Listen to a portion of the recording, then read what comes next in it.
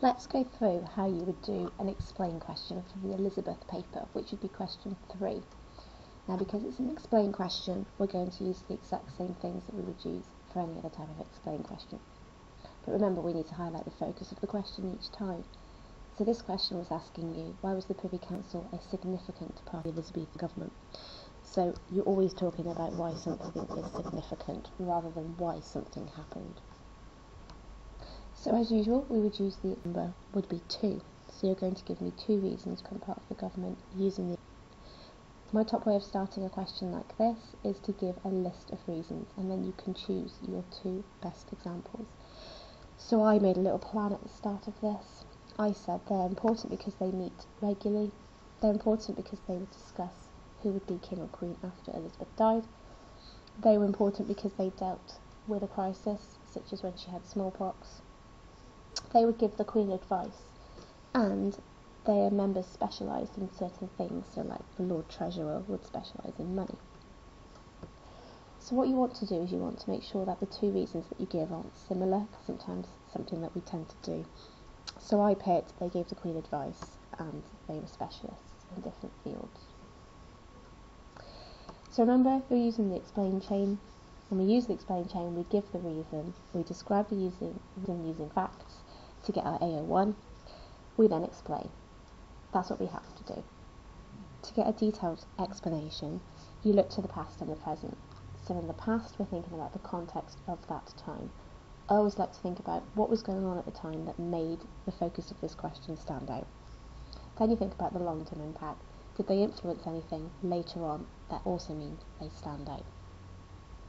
Doesn't really matter what order you do it, it just makes sense chronologically to go context and future.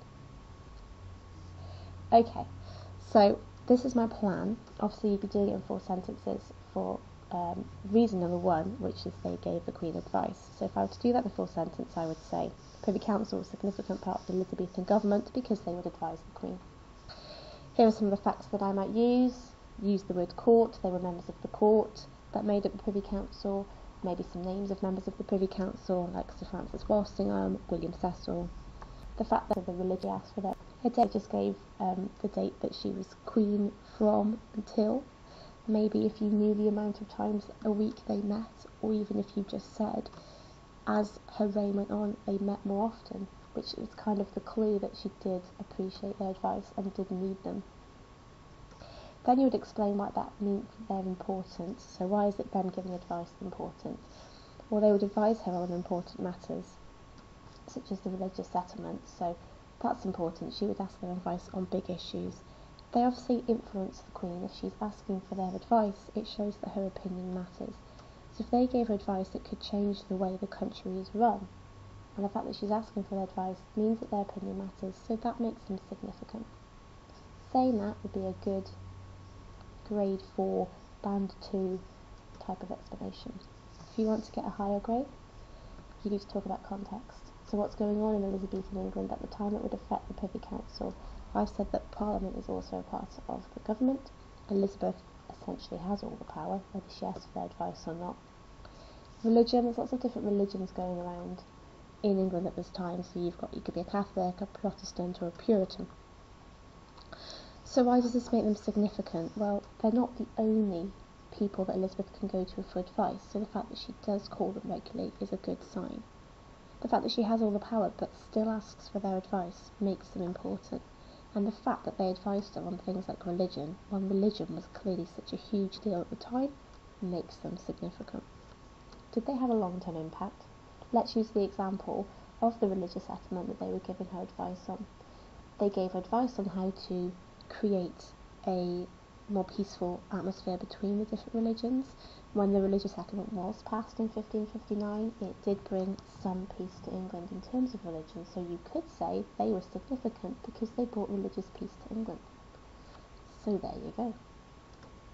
You would then do the same thing again for your second reason, so they specialise in things. So my reason would be they were significant because they were specialists in certain fields. If I were to describe that, I would give names of certain members of the Privy Council and what they were specialists in. So William Cecil was Secretary of State. He had lots of experience, he'd had lots of jobs previously. You could say that Sir Francis Walsingham was a spy and had experience in dealing with plots and things like that. You would have a Lord High Admiral who was in charge of the Navy. You would have the Lord Treasurer who would have experience with money. Explain why this is important. Well, they can give her specific advice on specific issues and they will know what they're talking about. Context. What is going on in England at the time? Well, there's a lot of enemies that England has because of their religion, so there's a lot of Catholic plots, so she needs somebody who knows about plots.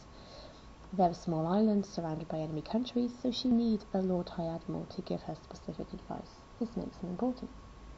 What's their long-term impact?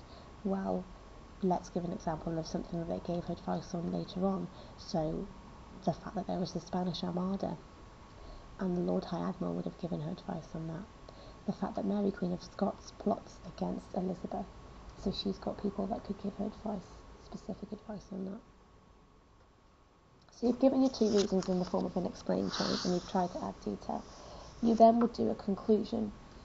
Now remember, in the conclusion we want to summarise our arguments to enforce our point, just in case we've missed anything, but we don't want to repeat ourselves, otherwise what's the point in a conclusion? So in the conclusion, do you remember how we like to summarise things by putting our reasons into themes, so that we're not repeating them ourselves? So if we've said they gave the Queen advice and they were specialists, I might say something like, so overall, the Privy Council was a significant part of the Elizabethan government because they were able to give the Queen specific advice on issues that were a problem for her at specific moments in her reign. That way you've kind of put your point across, but in a new way.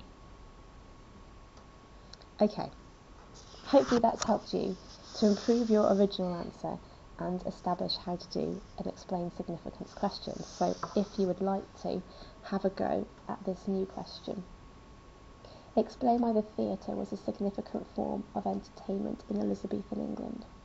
Remember, two reasons, using the explain chain. Maybe make a list of reasons first of all and choose your top two.